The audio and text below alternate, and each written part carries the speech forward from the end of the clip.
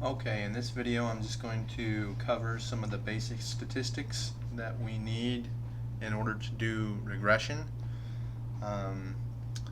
So we're talking about some data set. So typically we have, if we're talking about linear regression, which is a simple case, maybe we have some XY data set and our data might look like this.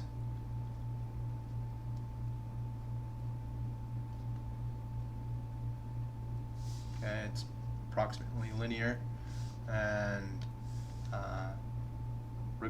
linear regression, we're trying to fit a line to this data that best represents the trend or that minimizes the sum squared error. So regression line, and this line minimizes the sum squared error.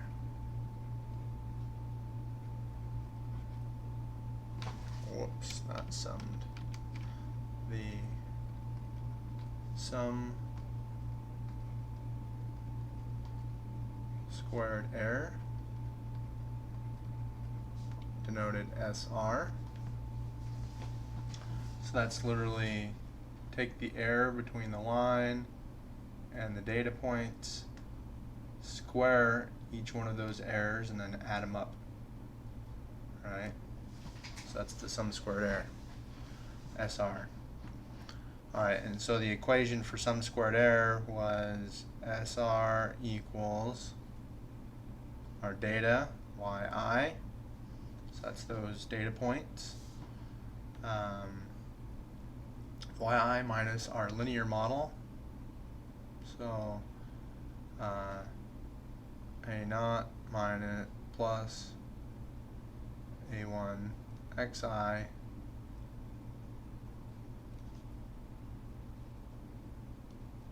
squared. Sorry, there should be a summation. Oh, should be a summation sign here too. Let's rewrite this. Sorry. Sum from I equals 1 to n for n data points of yi minus a naught plus a1 xi squared. There we go. Alright, so in describing data sets when we do regression, we also want to know the arithmetic mean. So to give us an idea of the spread of the data, so to give us kind of an idea of at what point the data is spread about. So the arithmetic mean, we denote that as y bar. That's equal to 1 over the number of data points times the summation of your data points, I equals 1 to n of yi. This is called the arithmetic mean.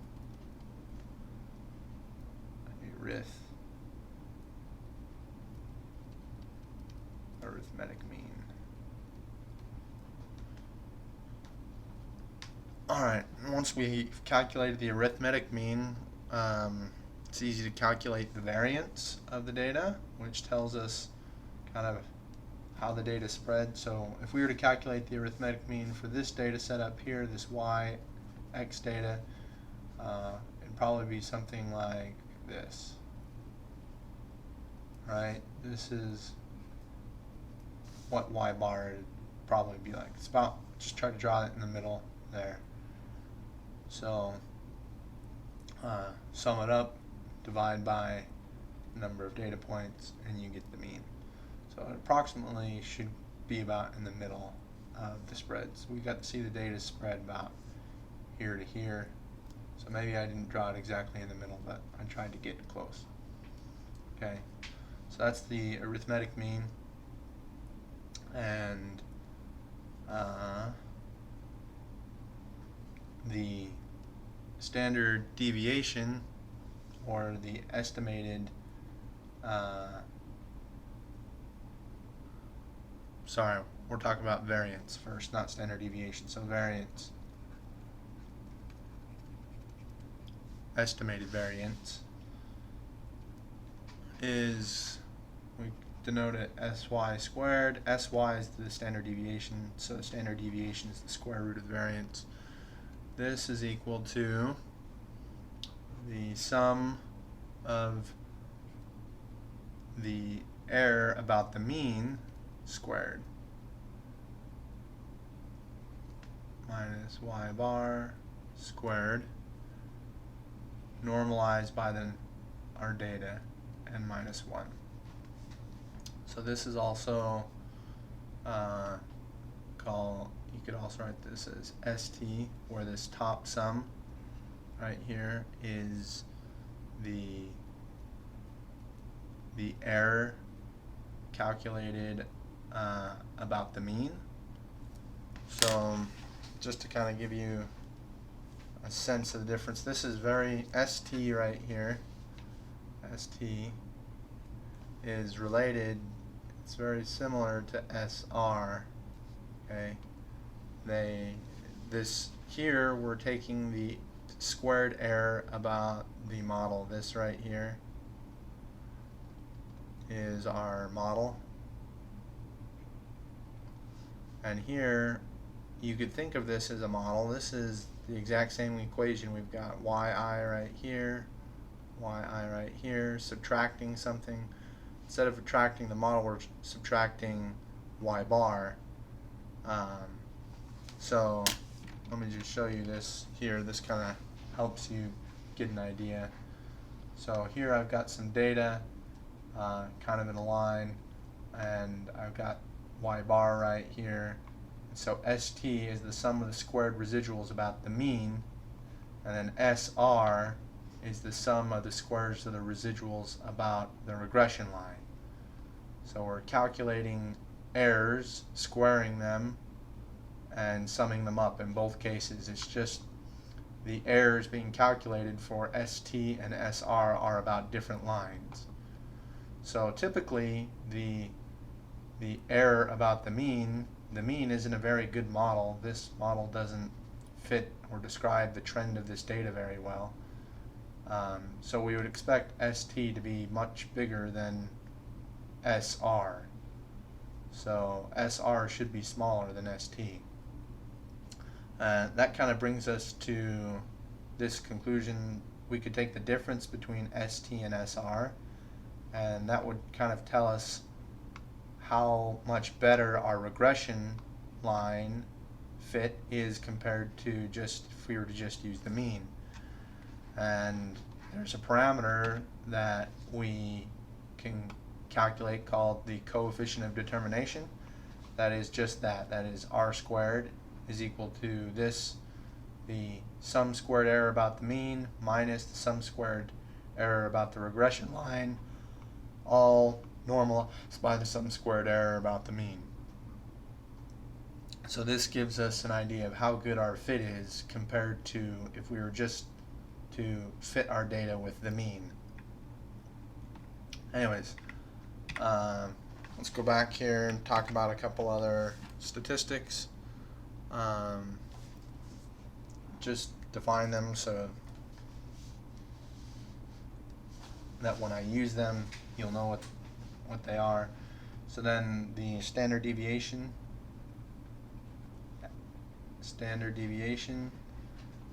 is just equal to the square root of the variance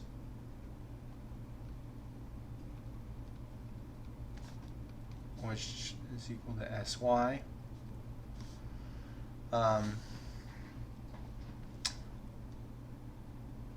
And then sometimes we want to compare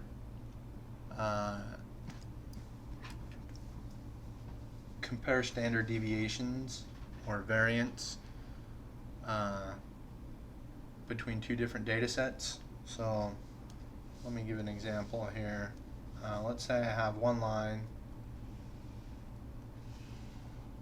right here, and this has a scale of 1, 2, 3, 4, and then maybe it doesn't matter what the x bar is. Let's just leave the x bar blank, but this is x, this is y. Okay, and let's say I have some data set here.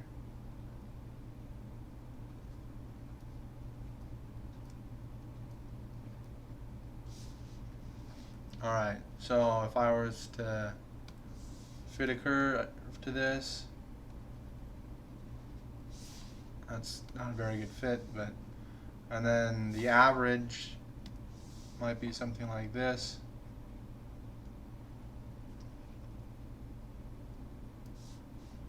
Okay, and then you can see my standard deviation is going to be the sum of the error.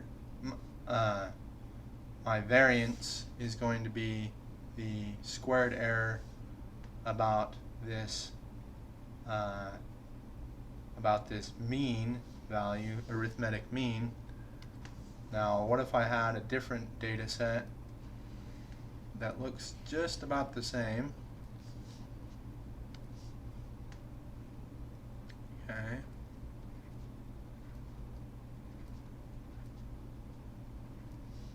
It's also linear, but now we change the scale. This is now 100.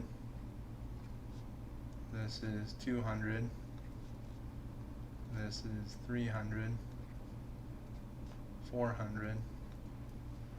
Now when I calculate the mean, okay, when I calculate my mean is much larger, but they have very similar variances as far as the shape of their variance, but the numbers are much bigger.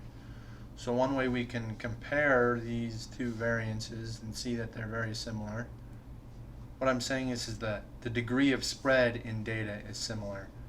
But if I calculate the variance for this, or the standard deviation, this is going to have a much larger standard deviation just because my scale is bigger.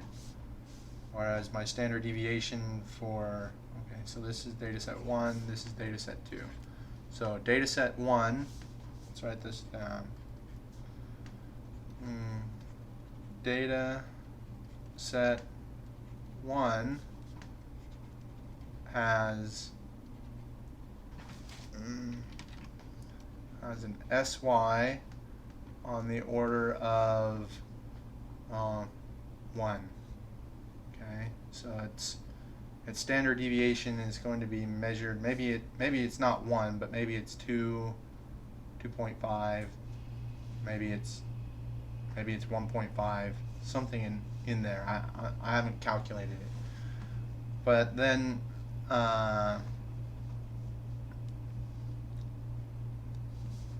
data set 2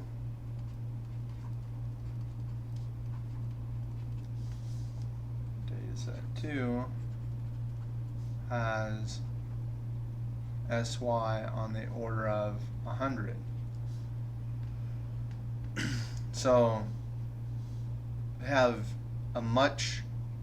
data set 2 has a much larger standard deviation. Does that mean there's more spread in the data than SY? Well, actually, this data is just about as noisy as this data here. So the degree of spread seems to be about the same. So why do they have bigger? One has a much smaller standard deviation than the other. Well, it's just because of the scale of the data. So if we want to compare these two data sets, we can calculate what's called the coefficient of variation. Coefficient of variation. And the coefficient of variation is equal to the standard deviation of your data set divided by the average, y bar, times 100%. Now, you can see here, for these two data sets, if I take y bar, which is about 2.5, so let's just estimate this, 2.5 is y bar. So we'll say y bar approximately equals 2.5. Maybe sy, we'll just say approximately equals 1. For this one, we've got y bar is approximately equal to 250, and then sy we'll say is approximately equal to 100. Now we can see if I take these two data sets and I calculate their coefficient of variation, they'll have the exact same coefficient of variation. We can do that down here. We can say for data set 1, we had sy was equal to 2.5 divided by y bar. Sorry. Hold on just a second here. Getting a phone call. Alright, sorry about that. Had to take that call real quick. So I got this wrong here. So sy we said was on the order of 1 divided by y bar, which was 2.5 times 100%.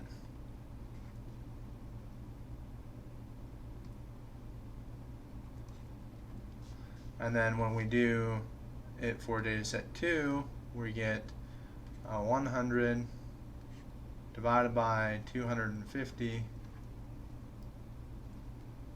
times 100%.